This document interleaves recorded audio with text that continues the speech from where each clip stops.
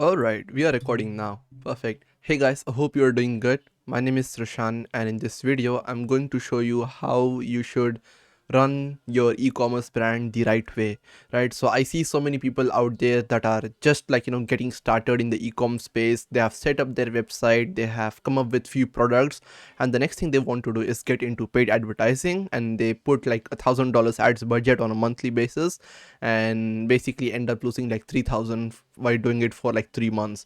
So I will show you what's the right way to go about growing an e-commerce brand and what's the wrong way to go about it, which most people are going about. So I'm going to cover everything in this video, so I'm not going to waste any more time. Let's just dive in. So profitability in e-com, right? So first things first, what is needed to grow an e-commerce brand, right? So that's where we have to start. What is needed to grow an e-commerce brand? You need these things, right? So first is product market fit. This is a big one. You have to have a product that solves a very specific problem and there's a demand for that product. Because I see so many people out there that are just trying to create another product in the market which already exists. How do you think you can stand out? There's no way. Like, there's million different clothing brands with all their different logos. Just having a different logo doesn't make you different, right? So you have to find a problem in the market, and then you have to offer a better solution compared to the ones that are existing. There are solutions to problems, but you have to find a better solution than the existing one, and that's how you solve the gap, and then you start growing your brand. So product market fit, right? So find problems, solve them, and see if there is a demand actually, and then will have this figured out. Next is audience avatar research. You have to know exactly who your audience is. If you do not know who you're targeting, then you're going to target no one. Third is USP and great product. You have to have a unique selling proposition. Without a unique selling proposition, how do you expect to stand out? So you have to have something that is different, not just another e-commerce brand. There has to be something unique about your brand, and the product you offer has to be great, right? So that's just a non-negotiable in order to sustain a business. That's a must. Next is website optimization. Once you have figured out your e-commerce brand foundations, then you move on to the marketing side, and the first thing you do is you set up your website to drive traffic, get sales, and all of that. And next you do is you make sure you have fast delivery if possible, free shipping or like free shipping above certain threshold of a purchase, and easy returns if possible. Like, having these things will drastically improve the conversion rate for your brand. And lastly, repeat purchases. If you can have repeat purchases, a product that people constantly buy, not like every few days, but every month or every few months, you're going to be in business for, you're going to have much profitable business, right? So these are the key things that you need in order to grow an e-commerce brand. So what we have to analyze right now is, you are a new e-commerce brand. I mean, if you are watching this and if you are new, you have to understand that you are a new e-commerce brand, and what that means is that you have not gone through the testing phases of these things. You cannot just publish a random product and expect to start getting sales right away. You have to go through the testing iteration phases, and once you have something that is actually working, then and only then you get into paid ads. Now, most people do not understand this. They just want to have enough traffic. They think all they lack is traffic and they are going to start getting sales. That's where you're wrong, my friend. So let me share with you what paid ads look like for a new e-commerce brand that has nothing figured out and just wants to do paid ads right away, which is the majority of people. So if you look at it, first, let's take a scenario of breaking even with paid ads, right? So ad spend, let's say you put $100 on ads and then you get sales worth of 167, which is really good if you haven't done any testing or anything whatsoever. So assume you spend $100, you got $167 in sales, and the profit margins we have like very average margins, right? 60%. Almost every e-commerce brand has it, give or take. So profit 60% after ad spend. That is, you are left with $0. You spent $100, you made $167, and your margins were 60%, and after everything you put $0 in your pocket, nothing extra, which is actually good. Nothing to complain here, because if you have spent something and you are making nothing but breaking even, you are not losing anything. That's good, right? For someone that's just starting out, you are able to get your products out to the customers, you're able to get feedback, great. But this is not the scenario with 90% of e-com brand owners that get into paid ads. Let me show you what their scenario looks like here in a minute, but let's consider a few more scenarios, right? So let's say you are a brand new e-commerce brand, you haven't done any testing, but you get into paid ads, and then you get 3x ROI in paid ads. Great. Okay, so 3x is not that hard, but for new brands it is the big ROI. So you spend $100, you make 300 in return, and now let's assume like different profit margins based off of the ad spend. So assume if you are a 40% margin brand, you make $20 in profit, 50%, 50, 60% margins, you make $80, and with 70% margins you make $110.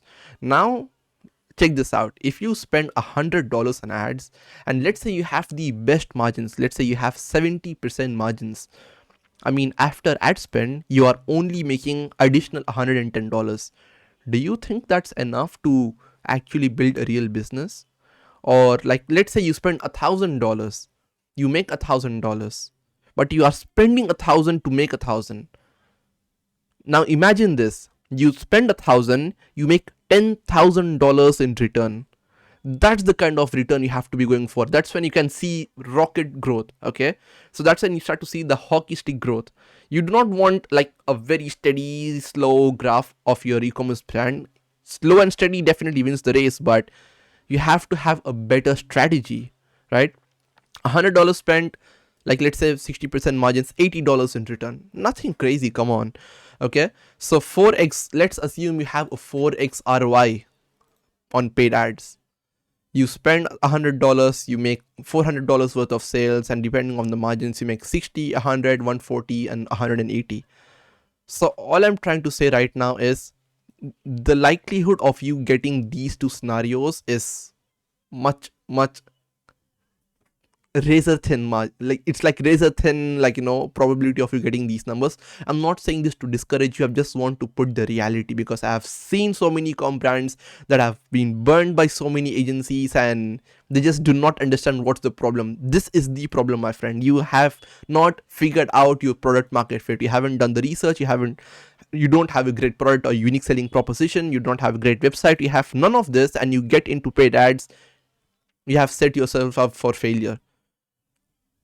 Okay, so if paid ads is not the way to go, what is the way, right? So I have taken like good scenarios actually where you just break even, you make 3x or 4x, but 90% of e-com brand owners literally fail and lose thousands upon thousands of dollars. They work with agencies or they try to do the ads themselves, they lose their $3,000 minimum. So what's the right way? So this is the way, right? So the right way to grow a new e-commerce brand is you find a problem. First thing, you do not think about building a business, none of that shit. You focus on finding a problem, a genuine problem that exists. And then you do not do like anything, you do not start to invent things or become an innovator. No, you just look at the existing solutions, you look at all of the existing solutions, you find why is this a good solution, why is this not a good solution. Once you brainstorm through 100 different products that offer a solution, you will be able to come up with your own solution. Not like you think about it and then you basically if you look at 100 different things, you will be able to start connecting the dots and you will come up with your own solution. I promise you that. So find a problem, provide a better solution, okay?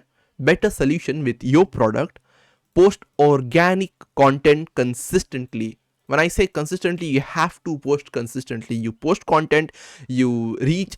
Basically, when you start posting consistent content, you get a lot of reach, and then you start collaborating with a bunch of people. You start getting organic traction. Like, it's just a very good thing to have. Organic is a must for new e-commerce brand, because you have to have the foundations.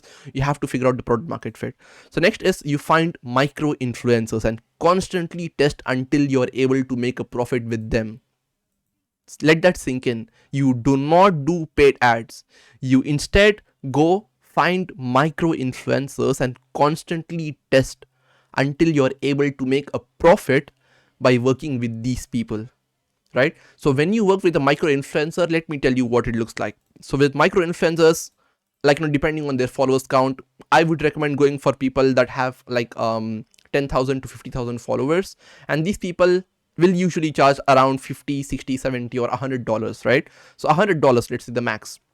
You have an average order value of $30, pretty common. And let's say you post the, let's say the influencer posts your product, and then you start getting sales. You make 10 sales and you gross $300, you profit $50 after influencer cost. Now you might ask, well, with paid ads, I was still able to make like $80. And here I'm suggesting that you only make $50, but with an influencer. There's a big difference, right? Look, when you start doing paid ads, you're not at all guaranteed, or like not even guaranteed, like the likelihood of you getting this number is very, very hard. However, with micro influencers, it's much easier, because you find the right influencers that already have your existing customers. So what you're doing is you're leveraging the influencers trust with their audience, and then you're simply leveraging that influencer to gain trust for your brand. And now what all you have to do is, if you have the right product, if you have reached out to the right audience, you will start getting sales, because the trust is already built. With paid ads, you are a complete new stranger brand, and any random stranger, nobody's going to trust you. Why should they trust a random brand that they saw an ad from? But when they trust this influencer, and when the influencer posts your, promotes your brand, they are an authoritative person, and when they do say something to their audience, they are more likely to trust you, right? Simple common sense. So assuming these numbers, $30 AOV, you have $10 10 orders, you gross 300, you make $50 profit. And the best thing is that you will get multiple things to an influencer. First, you make the content, you are able to get sales, and then you are also able to, once you start getting good sales, you are able to get reviews from these people. You are able to see who your target audience is exactly, because based off the influencer, you will know exactly what type of people are interacting with your products and purchasing it. So it's not just the $50 you make, but also there's a lot of things that you get to learn and you get to grow. Okay. And key things to remember is that focus on improving your average order value, ideally $50 minimum. Build great reputation. When I say organic, this is a must. If you do not have organic traffic or organic content, at least, even if you do in micro influencers, nobody's going to trust you. Why should they? If you have nothing to show for, what you stand for. Next is test a lot of micro influencers. When I say micro influencers, it's not like you just pay someone, they promote you and you start getting sales. No, that's not true.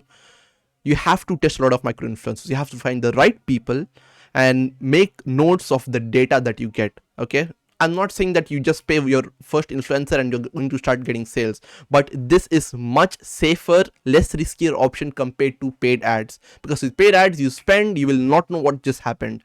The money is gone. With micro influencers, you'll be able to make sense of the data. You have to make a lot of notes, iterate based off of that, and find more better influencers until you start making profit by paying these influencers. And when you are able to do that, grow. And once you are at a point where you think that you have figured out your product market fit and exactly who your audience is, let's get into the paid ads. Okay, so this is how you grow an e-commerce brand from scratch. You do not do that by simply putting money into paid ads and expecting things to work, right? So I hope you found some value, and if you did, make sure to drop a like and let me know, guys. Let me know, make a comment and let me know what kind of videos you want, and I'll make videos around them. Bye, speak soon.